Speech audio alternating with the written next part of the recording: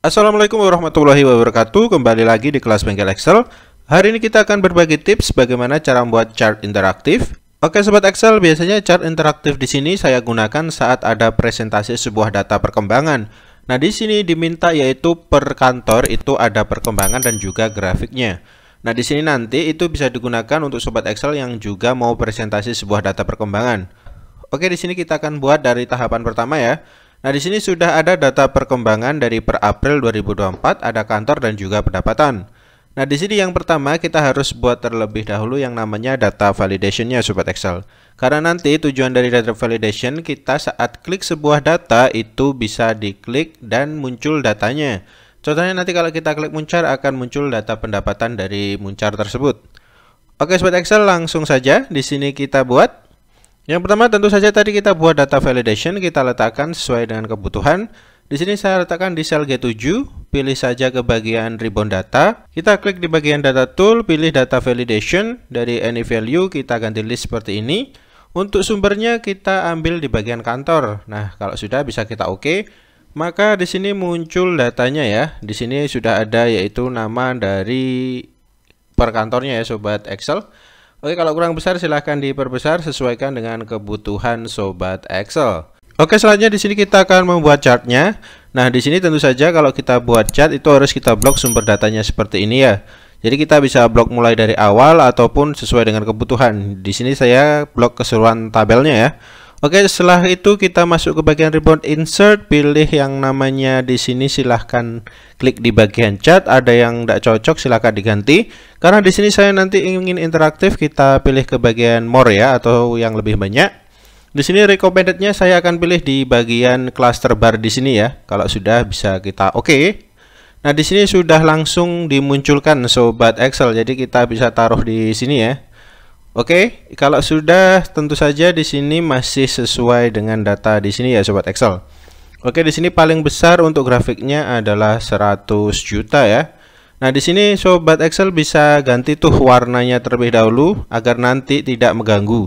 Jadi ketika nanti itu kita pilih di yang lain kecuali Banyuwangi, maka yang lainnya akan berubah warna. Jadi di sini kita ubah saja ya. Kita klik saja di bagian barnya, klik kanan dan di sini kan sudah muncul ya. Di sini silakan filenya diatur sesuai dengan kebutuhan atau di sini bisa di format data series sobat Excel. Jadi di sini kita pilih saja di fill dan lainnya.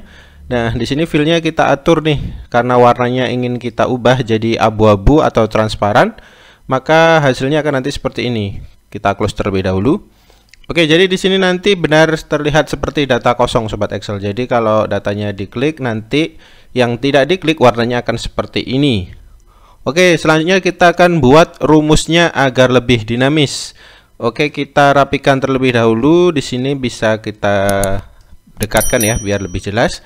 Nah, kalau sudah di sini tinggal saja kita gunakan fungsi yang namanya if sobat Excel. Jadi di sini langsung saja kita ketikkan sama dengan kita ketikkan if, kita tab. Untuk logika yang dites di sini adalah bagian dari kantor sobat Excel.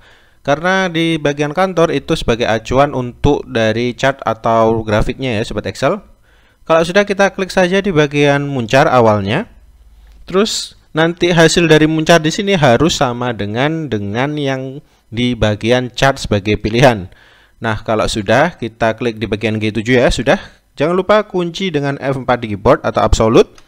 Nah, di sini absolute mutlak ya, jadi dua-duanya dikunci baik kolom maupun baris. Kalau sudah titik koma, untuk hasilnya nanti akan muncul sesuai dengan pendapatan per kantornya. Jadi kalau muncar nanti munculnya adalah pendapatannya di sini.